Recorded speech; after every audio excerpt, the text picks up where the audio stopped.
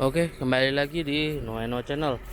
Kali ini saya sambungan dari video yang sebelumnya, bahwa saya akan menjelaskan bagaimana cara pengecekan dari HRV jika kalian ingin mencari HRV dengan kondisi yang baik, ya, atau setidaknya kalian jika tidak membawa teman yang ngerti mobil, setidaknya sedikit-sedikit Anda tahulah bagaimana cara mengeceknya. Karena ya kalau ngecek bawa inspektor kan lumayan ya.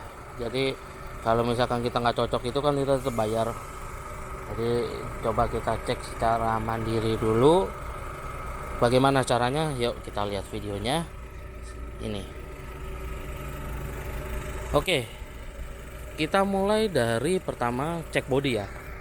Biasanya untuk SRV itu banyak yang bodinya masih orisinil. Biasanya kita cek ini masih bunyi kaleng seperti ini apa enggak. Nah kebetulan unit yang saya punya ini masih orisinil catnya, dan saya juga ada alat buat ngecekan ketebalan cat, itu juga masih original, baik depan dan belakang itu tidak ada bekas tabrak. Dan yang bagian depan untuk pengecekan listnya, biasanya pedagang tuh kita ngecek seal karet yang di sini nih, sealannya bahasanya, itu cek di sini nih masih ada apa enggak, masih empuk apa enggak. Nih, ditekan pakai jari aja, ditekan pakai jari masih empuk apa enggak. Nah, kalau masih empuk bisa di ini berarti masih aman. Serta harus cek bagian rangkanya nih, karena rangka bekas tabrak atau enggak tidak bekas tabrak itu beda. Kalau masih original tuh catnya tuh rapi gitu, kayak warna bodi aslinya gitu. Dan terus titik-titik kelas gini juga masih ada nih, kelihatan nggak ya? Nah ini masih ada titik-titik kelasnya. Kalau biasanya bekas insiden ini udah nggak ada, ini nggak bakal bisa dibikin. Seandainya ada tuh dilihat di YouTube atau nggak dari mana itu, dia ngakalin pakai ujung penghapus pensil, nggak bakal bisa sempurna karena dia ini dalam nih, tembus nih ke dalam, ke bagian sisi belakang ini tembus gitu. Terus pastikan lampu-lampunya juga aktif ya, ini standar banget, kita bisa ngecek secara visual. Terus cek kebocoran juga. Kebetulan unit yang saya punya ini 1800, yang dimana 1800 ini sebenarnya jarang menemukan isu ada kebocoran mesin. Nah kalau kalian dapat yang 1500, pastikan cek kalian di bagian cover klep nih. Cover klep seal VTEC itu sering banget ada kebocoran. Nah kalau dari sini tuh seal VTEC nya juga jarang. Sebenarnya ya penyakitnya sama sih seal VTEC, cuma kebetulan ini yang unit yang dapat ini masih bagus, masih oke, jadi tidak perlu ada perbaikan. Nah kalau 1800 VTEC nya di bagian belakang sini seal VTEC, tapi kalau untuk yang 1800 dia ada di bagian depan sebelah sini. Keceknya lebih gampang, kelihatan, dan ini pun juga kelihatan. Kita cek bocoran seal cover klep nih, aman. Kalau aman ya sudah. Terus sama cek seal camshaft yang bagian atas nih, tutupnya itu biasanya ada kebocoran, serta bagian sini juga ada nih, ini cek kebocoran. Dan biasanya penyakit SRV itu Honda lah hampir semua ini, tutupnya itu juga pada lepas, tutup pengisian oli CVT. Nah itu kalian cek. Kalau kalian dapetin itu tutupnya lepas, alangkah baiknya kalian coba, jika kalian serius dengan unit itu, kalian coba cek kondisi mobilnya jalannya gimana. Lalu jika sudah menurut kalian oke, langsung ganti olinya. Takutnya itu ada bercampur air ke dalam situ, jadi tercampur di bagian transmisi. Terus kalian cek juga kondisi aki bagaimana. Aki itu harus dicek pada pakai sebuah alat. Cuman kalau kalian nggak ini ya sudah, alokasikan dana untuk penggantian aki. Aki ini nggak mahal-mahal amat kok. Paling kalau kalian beli basah, anggaplah kering, jadi paling nggak sejuta lah, sejuta lebih dikit lah, kalian udah dapat aki baru. Itu masih murah lah. Lalu cek ke bagian kolong ya, ada kebocoran apa enggak. Biasanya penyakitnya seal crack as itu mulai pada bocor. Seal crack as harganya murah, tapi ongkos jasanya itu mahal, karena kita harus turunin metiknya.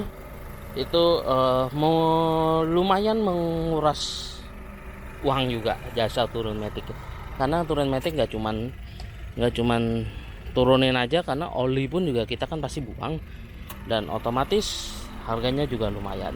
Dan karena itu sekalian turun ya sekalian kita cek ganti-ganti oli filternya, terus sekalian kita ganti.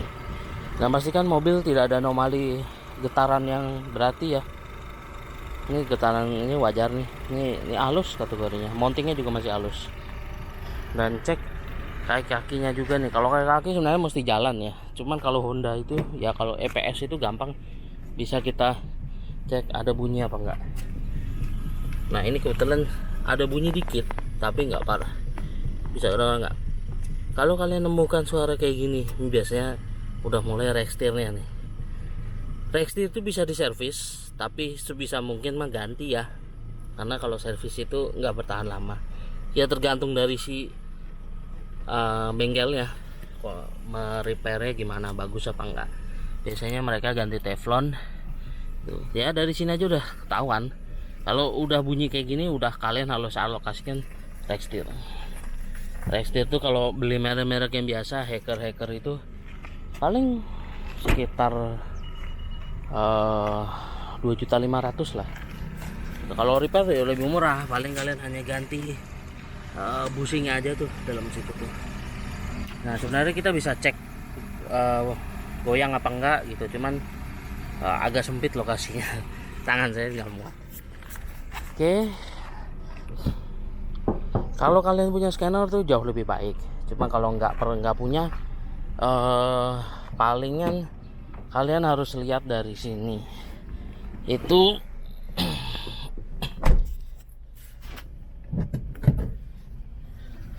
dari indikator ini nih. Indikator ini ada yang disembunyikan apa enggak? Contohnya kalau misalkan kita matikan mesin ya, ini kita matiin dulu karena ini posisinya udah hidup. Nah, ini keadaan mati. Nah, ini lampu P nya nyala ya, karena emang lagi rem tangan nih. Nah, nih. Nah, pastikan semuanya nyala nih indikatornya. Nah kalian coba screenshot nih. Kalau kalian beli mobil, pastikan samain nih videonya sama saya.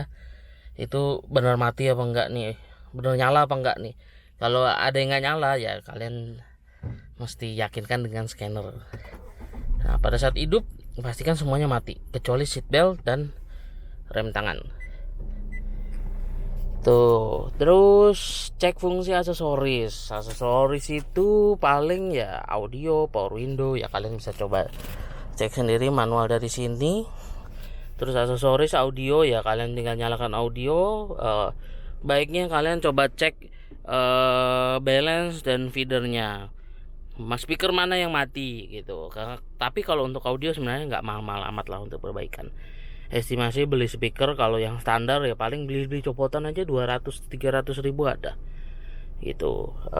Terus untuk cruise control ini yang nggak bisa kalian coba pada saat diam, ini mesti jalan dari kecepatan 40 km per jam ke atas kalian coba, baru kita bisa tahu nih cruise control jalan apa enggak. Karena kalau kita pencet ini dia hanya nyala hijau itu aja, nanti pada saat kita pencet set baru entah sebelahnya ada nyala aktif cruise control.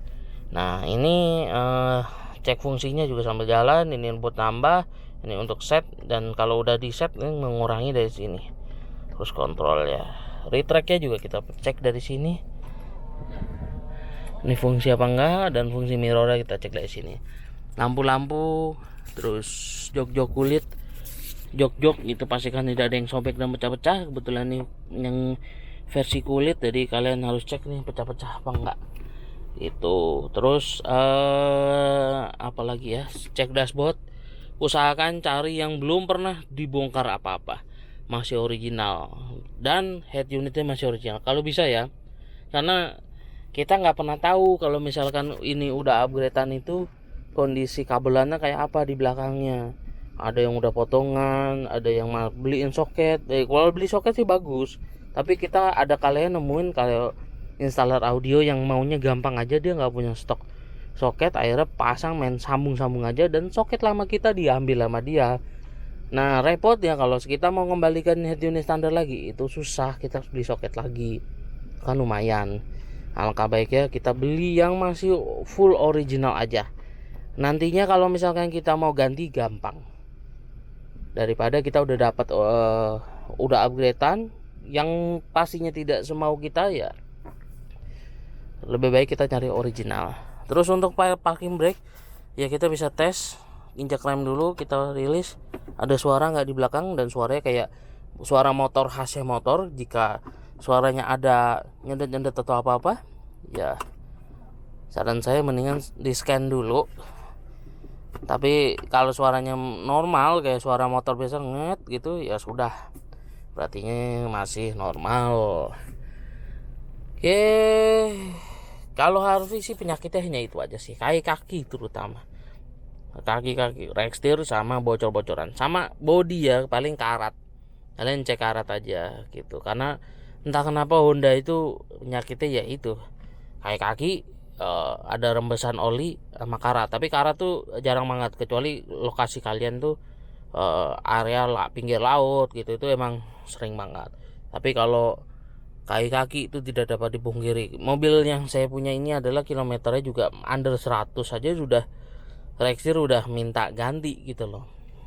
Udah ada suara walaupun kecil gitu, cuman memang penyakitnya gitu.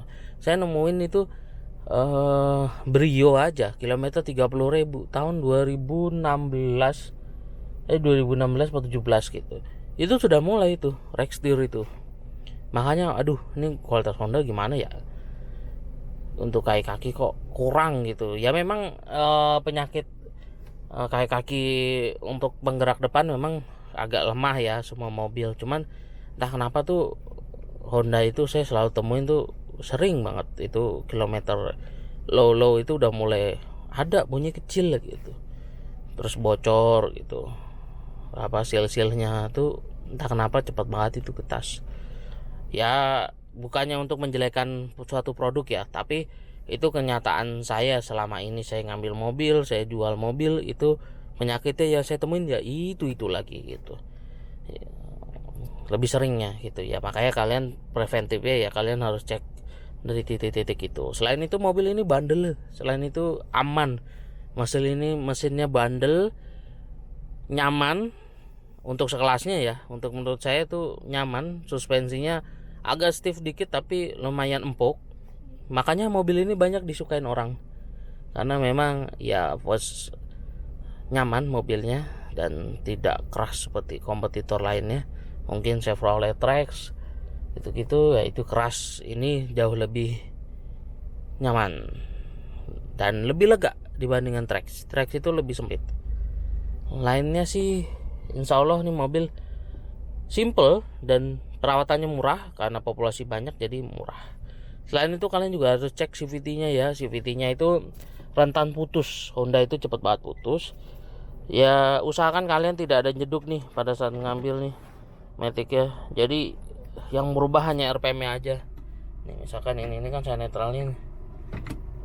Nah, RPM-nya hanya turun dikit aja, tidak disertai getaran jeduk gitu. Usahakan seperti itu.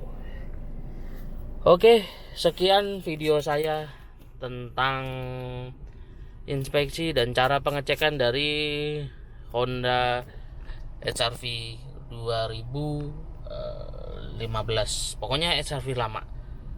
Jika kalian ada pertanyaan lagi bisa tanya-tanya di komen, atau kalau kalian yang udah punya nomor saya bisa kontak nomor saya. Insya Allah kalau saya tidak sibuk bisa saya balas.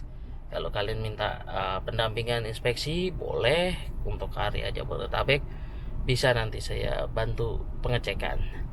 Oke, sekian, terima kasih. Assalamualaikum.